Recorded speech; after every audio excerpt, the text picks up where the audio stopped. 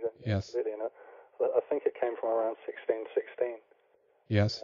That's pretty late in the day. It's very late. It was written. Very late. Or when the Bible's contemporaries were writing. It's a long distance. Absolutely. I don't know why he specifically felt that he had the insight to be able to correct this and take bits out and amend it. It seems pretty ridiculous to me that a lot of Christians do cling to that. But that's only my personal view. I'm not forcing that on others. But no, sure. I do find that interesting.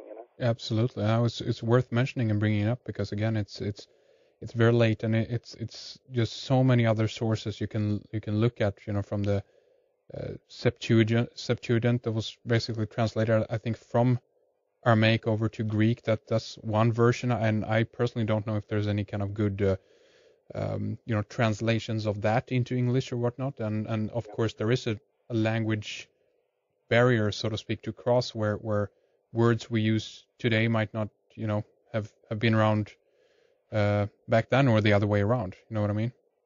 Yeah, absolutely. And I mean, we have a lot of really, really interesting other ideas surrounding these people, and it's so interesting that one version, but by any group of people, would be so highly prized above all of the others. Yeah. That obviously in itself is there's something very interesting being expressed in that, and I find that a lot of the kind of newer Protestant research community, there's a lot of modern Christian views upon things in theology, and they really do hold true to the New King James, and really attack the Catholic versions and things like this. Yes. But the real top scholars in Bible translation know that some of the most authentic material that you can get from the early church fathers and the text themselves comes from Greece. Yeah. And it comes through the Greek line, Yes. And so many of the top scholars within the Christian community and the atheistic or non-conformist community or whatever try to go back to these Greek texts alongside the Dead Sea Scrolls and the recent Nag Hammadi texts that were found, Yes. So this seems to be more of an accurate line of research for the inquiring Christian or just historian. And yet, in the modern Christian movement, a lot of emphasis is placed on a version or an authorized version of the Bible that's authorized by a king. Yes. Yes. He's not exactly the most spiritual person. Well, I've heard he was divinely inspired by God when he sat down and rewrote it, I think so. Yeah, well, they all were, weren't they? Well, exactly. That's a good point. All the people that sat down to amend it were guided by the Holy Spirit. Yes. So in that way, the Bible itself becomes deified, doesn't it? Yeah. Yeah. It's not an account of people talking about people and their experience of God. It's kind of all saints and powerful patriarchs that completely true, and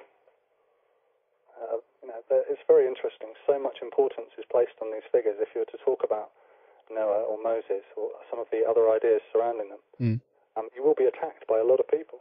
Sure. Because they really like to build these people up. Yeah. The origins of civilization, as far as they see it, and they see these people as very noble. Yeah. Yeah. Whereas I think it would be more realistic to see them as people. That's a good point. They are humans. They have emotions. They're people. Yeah. Yeah.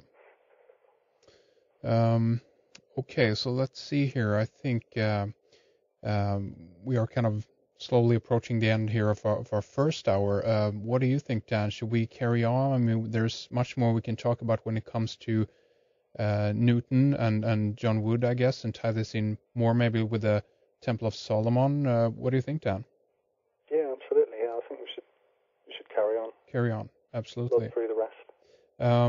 But why don't we take a short break here? We can listen to some nice music, take a little breather for a while, and then come back and continue carrying on here. But before we do that, Dan, go ahead and mention your blog, your website, of course, so people can find out a little bit more about you, your background, and find some of the interviews you've done and so forth. Sure. Yeah. The website is thebathmysteries.blogspot.com. And in the next couple of weeks, I think, or there's going to be one of the talks that I've done at Bury St Edmunds for the Stars and Stones Forum. Mm. So people will be able to watch a lecture of some of my information that I brought forward. But that will be to come, and I guess we give people an update on the show. Yes. But yeah, if they'd like to go to the website, I mean, the website hasn't been keeping up with where I'm at. It's kind of just been an introduction to the city and to the study. Mm. So, for people just to get a bit more of a concept of which angle I'm coming at, then it's a good place to start, Absolutely, very good. And there's more building that up in the months to come. Yes. Have a bit more free time. And there's more information about how to pre-order your book, of course, with the same title, The Bath Mysteries, on that website, and an email address to Dan and so forth. We will have this. There's a pre-order button there. Yes, very good. I think we are going to have your link up on the website, redicecreations.com, as well, to the bathmysteries.blogspot.com. So do check that out. Stay with us, Dan. Thank you very much here for this first segment, and we'll talk after the break. Okay, thanks a lot, Henrik.